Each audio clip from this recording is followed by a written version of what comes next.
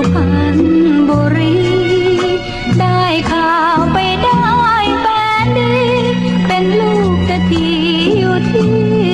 เมืองการทิ้งสาวบางลี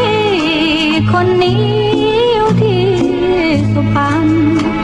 ใจเอ๋ยใจของคิดมันมาตัดสัมพันธ์กันได้ลงคอลืมแล้วลืมสิ้นลืมที่อยู่กินลืมกินสุพรรณไปหลงแม่สาวเมืองการใจของคิดมันไม่น่าเลยน้อคิดลืมแฟนเก่าปล่อยสาวบางลีให้รอโหดร้ายเหลือเกินนะพ่อหลอกเก่งจริงน้อหนุ่มสีประจันลืมเมื่อวันเที่ยวงานวัดป่าเราสองสัญญาสาบานในโบสถ์ด้วยกันถึงวันเราแก่จนเดินยากแย่ยากยันเราสองจะไม่จากกันแล้วยายทิดมันลืมคำสัญญาทิดเอ๋ยทิดมันเมื่อไรจะกลับสุพรรณ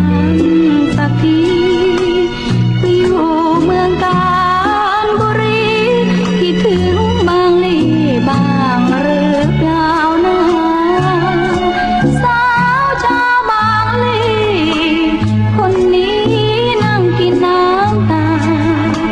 นั่งร้องไห้อยู่ปลายนาเมื่อลอยคอยหาทิศมาสุพรรณ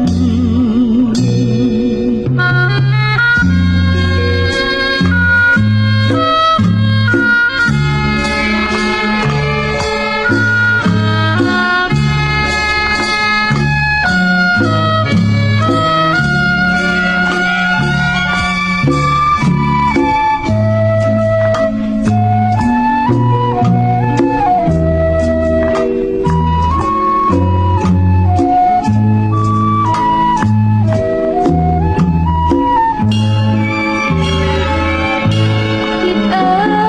ยทิดมันเมื่อไรจะกลับสุพรรณสักทีไปอยู่เมืองกาญบุรีคิดถึงบางลีบ้างหรือเปล่านะสาวชาวบางลีคนนี้นั่งกินน้ำตานั่งร้องไห้อยู่ปลายนาเมื่อลอยคอยหาทิศมาสุพรรณ